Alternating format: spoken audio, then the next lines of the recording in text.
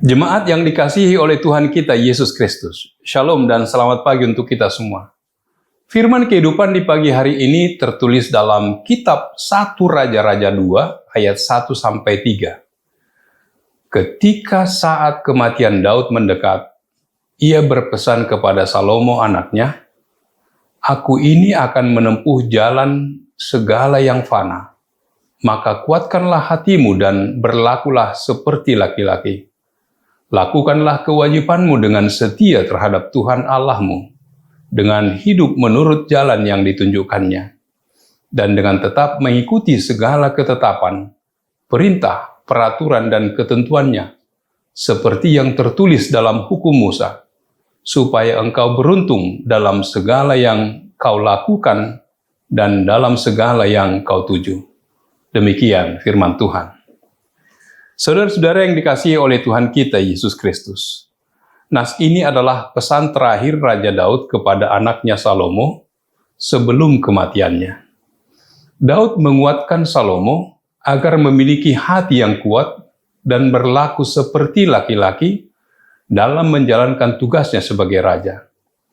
Daud menasihati Salomo untuk setia kepada Tuhan, hidup menurut perintah dan ketetapan Allah, agar Salomo beruntung dalam segala yang dilakukannya, dan agar janji Tuhan kepada keluarga Daud tetap terpenuhi. Intinya, Daud menekankan pentingnya ketaatan kepada Allah sebagai dasar kekuatan dan keberhasilan dalam memimpin serta menjaga tahta kerajaan Israel. Untuk melakukan perintah dan hukum Allah, dibutuhkan kekuatan dan keteguhan hati. Melakukan perintah dan hukum Allah tidaklah mudah. Nasihat yang diberikan Daud kepada Salomo adalah untuk menaati perintah dan ketentuan Allah. Dengan berbuat demikian, Allah akan membantunya, memimpinnya, dan membuat jalannya berhasil. Tidak mudah bagi Salomo melakukan perintah Allah, karena akan ada banyak godaan dan tekanan, terutama dari para menteri di istana yang tidak takut pada Allah. Mereka akan memakai berbagai cara untuk membuat Salomo menyimpang dari jalan Allah. Dan sebagai raja, segala macam keinginan daging akan muncul untuk menguji dan menggodanya. Bagi Salomo, melakukan perintah Allah tidak semudah yang diucapkan. Daud menghimbau Salomo untuk menjadi kuat, berbuat seperti laki-laki. Ini adalah sebagai simbol keberanian, keteguhan, dan tanggung jawab dalam memimpin. Yang disampaikan Daud pada Salomo juga berlaku bagi kita. Kita harus menjadi kuat dan berani untuk melakukan kehendak Allah. Mengapa kita harus bertekun menaati perintah Allah?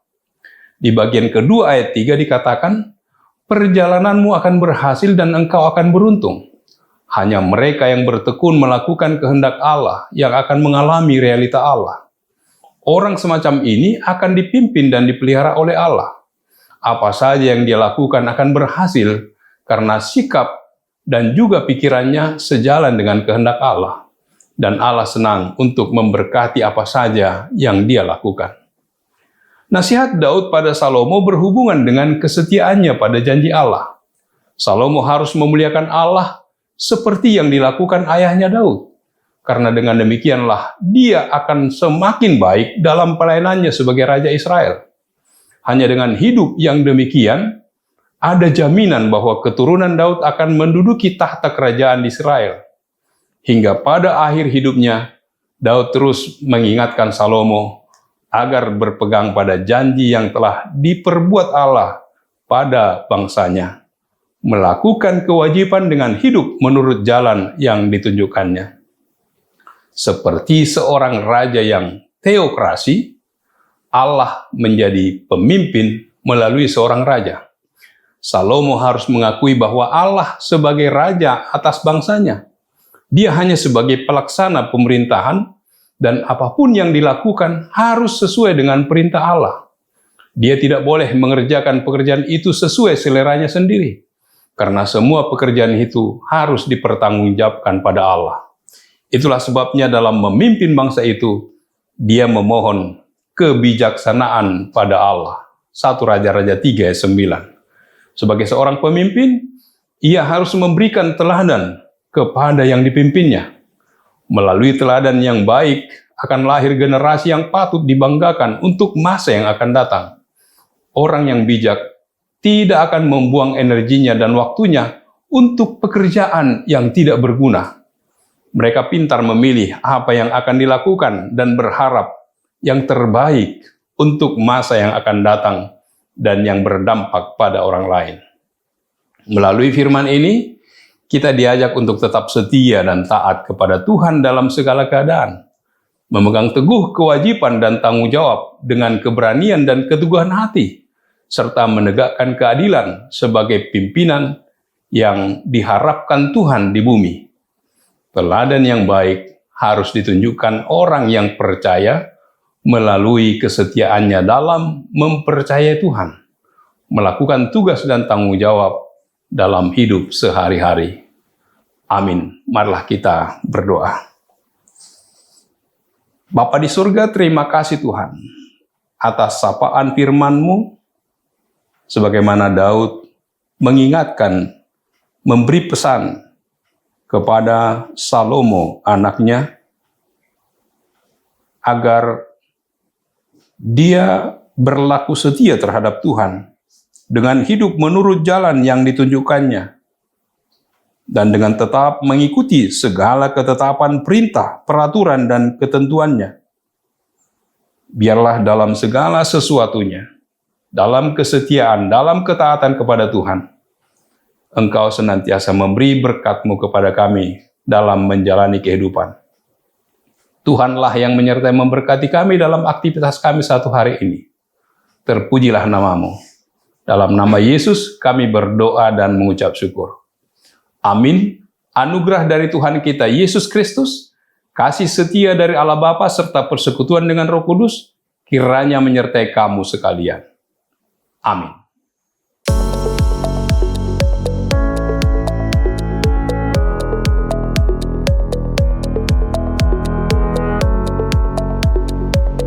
Pada tanggal 11 Oktober 2025 ini akan dilaksanakan ibadah pengucapan syukur 70 tahun HKBP Mentex. Oleh karena itu, Bapak Ibu, saudara-saudara, pelayan, dan warga jemaat HKBP, mari kita doakan bersama, dan semua undangan kita harapkan supaya hadir untuk berdoa bersama, mengucap syukur kepada Tuhan. Terimalah salam kami, Horas.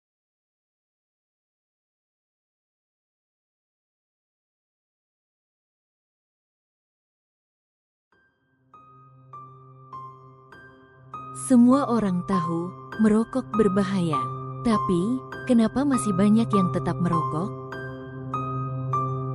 Seorang perokok bisa merokok sambil menggendong anaknya, tanpa sadar yang ia cintai jadi korban pertama. Merokok merampas akal sehat. Tahu itu buruk, tapi sulit berhenti. Rokok bukan sekadar nikotin. Ia membakar uang, waktu, dan masa depan.